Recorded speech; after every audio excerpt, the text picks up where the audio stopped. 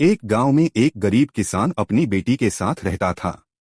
बेटी 12वीं कक्षा तक पढ़ी हुई थी, लेकिन धन के अभाव में वह शहर जाकर आगे की पढ़ाई नहीं कर पाई। गांव में ही एक प्राचीन शिव मंदिर था।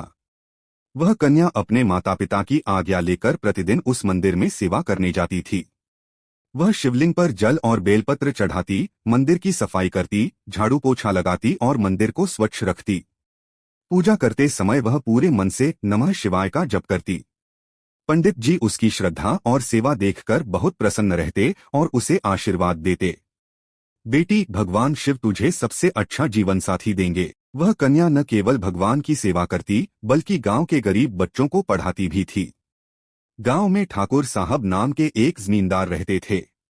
उनके यहाँ एक नौकर था जिसकी नजर उस कन्या पर बुरी थी।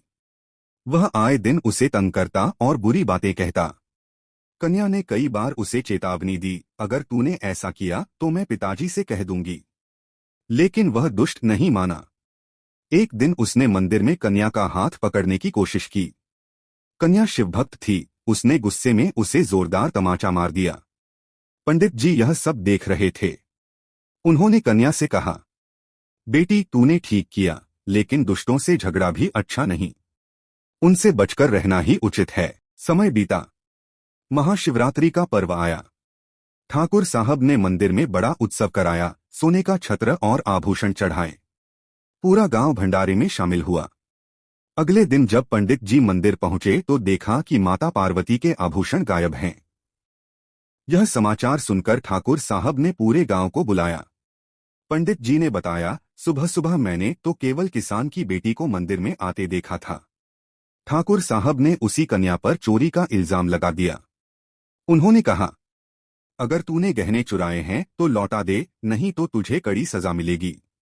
कन्या रोते हुए बोली, ठाकुर साहब मैं अपनी माता पार्वती के गहने कैसे चुरा सकती हूँ? यह अपराध मैं कभी नहीं कर सकती। लेकिन ठाकुर साहब नहीं माने। तभी कन्या ने देखा कि ठाकुर के मंदबुद्धि बेटे के हाथ में माता पार्वती का कंगन है। कन्या ने सबके सामने कहा, यह कंगन जो मां पार्वती के हाथ में था, आपके बेटे के पास कैसे आया? पूछने पर बेटे ने सच बताया, यह कंगन हमारे नौकर के पास था, वही घर में आया और मुझसे गिर गया तो मैंने रख लिया। सारी सच्चाई सामने आ गई। असली चोर वही नौकर निकला। उसने स्वीकार भी किया कि कन्या से बदला लेने के लिए उसने यह काम किया था। ठाकुर साहब को अपनी गलती का एहसास हुआ। वे किसान की बेटी के चरण पकड़कर रो पड़े। बेटी मुझे क्षमा कर दो, तुम सच्ची शिवभक्त हो और मैं केवल नाम का भक्त। फिर वे बोले, अगर सच में शिव तुम्हें मानते हैं तो अपने भगवान से प्रार्थना करो कि मेरा बेटा ठीक हो जाए।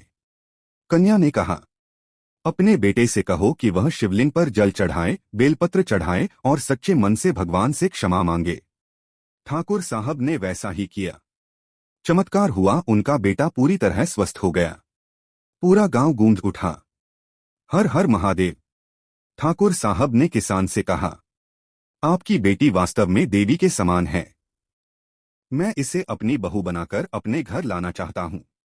इस प्रकार शिवभक्त कन्या को समाज में सम्मान, सुखी परिवार और भगवान की कृपा सब कुछ प्राप्त हुआ। सच्ची श्रद्धा और सेवा से भगवान प्रसन्न होते हैं। नाम मात्र की पूजा का कोई लाभ नहीं, भक्ति हृदय से करनी चाहिए। जो भगवान पर विश्वास करता है उसे अर्थ, धर्म, काम और मोक्ष सब कुछ सहज ही प्राप्त हो जाता है।